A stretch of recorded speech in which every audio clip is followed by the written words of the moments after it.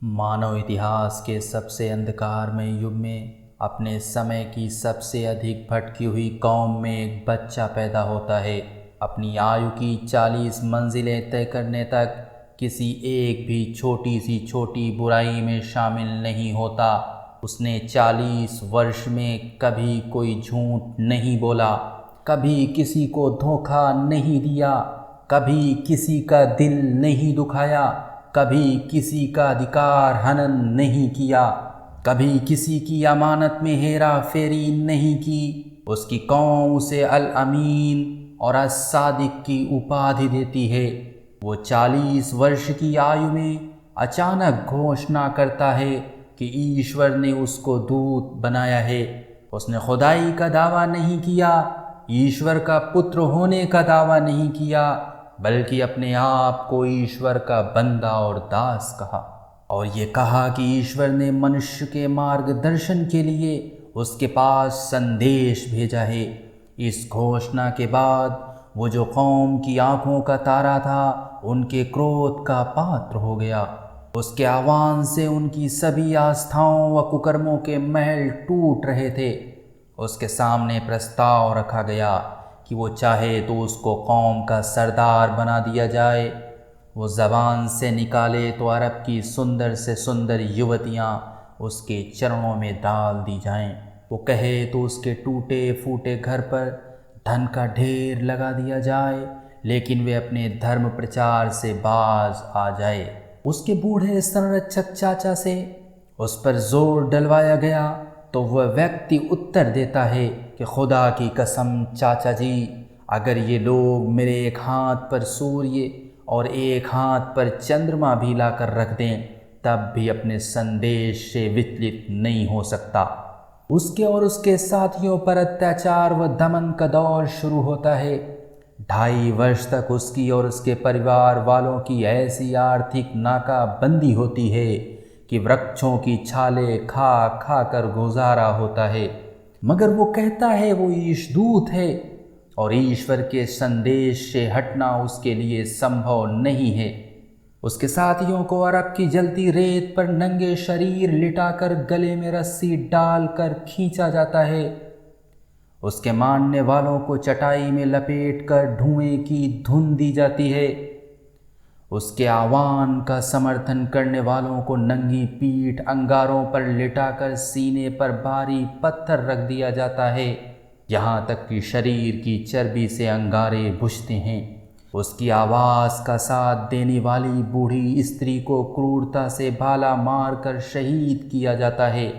वो अपने मुट्ठी भर मतवालों की दर्दनाक कराहें सुनता है, लेकिन वो यही कहता है कि वो ईश्वर का दूत है। वो जिस मार्ग से गुजरता है उस पर कांटे बिछाए जाते हैं, उसको इतने पत्थर मारे जाते हैं, उसका शरीर खून से नहा जाता है और जूतों में खून भर जाने से पैर जूतों से चिपक जाते हैं, पांव जवाब दे जाते हैं, थक कर बैठता है तो ज़बरदस्ती खड़ा कर दिया जाता है, पत्थरों की वर्षा फिर शुरू हो जाती है। परंतु वो कांटे बिछाने वालों और पत्थर मारने वालों को दुआएं देता है। उसके सिर पर रोज़ाना अपनी छत से कूड़ा फेंकने वाली स्त्री जब बीमार हो जाती है तो वो उसकी खैरियत पूछने जाता है। जिन अत्याचारों को 13 घंटे सहन करना असंभव है, उन्हें वो और उसके साथी निरंतर 13 वर्ष तक सहन करते हैं और अंत में वो सभी अपना घर और वतन छोड़ने पर मजबूर कर दिए जाते हैं। 13 वर्ष तक ये घोर अत्याचार सहन करने वाला यही कहता रहता है कि लोगों, मैं तुम्हारी ओर ईश्वर का दूत हूँ। अपने देश से 500 किलोमीटर दूर उसे शरण मिलती है। मदीने की बस्ती के लोग उस पर ईमान लाते हैं। यहाँ धीरे धीरे अनुयायियों की संख्या बढ़ती है।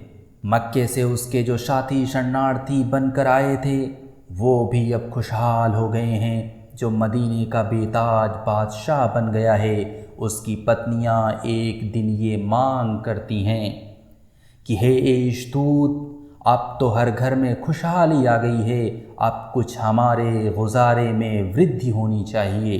वो व्यक्ति उत्तर देता है उन्हें स्वतंत्रता है कि दो में से किसी एक का चयन कर लें, उससे अलग होकर खुशहाली का जीवन व्यतीत कर लें या उसके साथ रहकर फाकों का।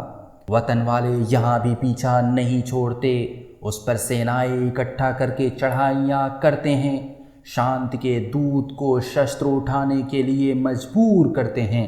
आखिर 8 साल मदीने में जीवन बिताने के बाद मक्के की विजय का दिन आता है। जिन शत्रुओं ने उसका जीना दूभर कर दिया था, उसके लिए वो सार्वजनिक क्षमा की घोषणा करता है। यहाँ तक कि जिन घरों से उसको और उसके साथियों को निकाला गया था, विजेता के रूप में मक्के में प्रवेश के पश्चात उन्हें भी वापस नहीं लेता।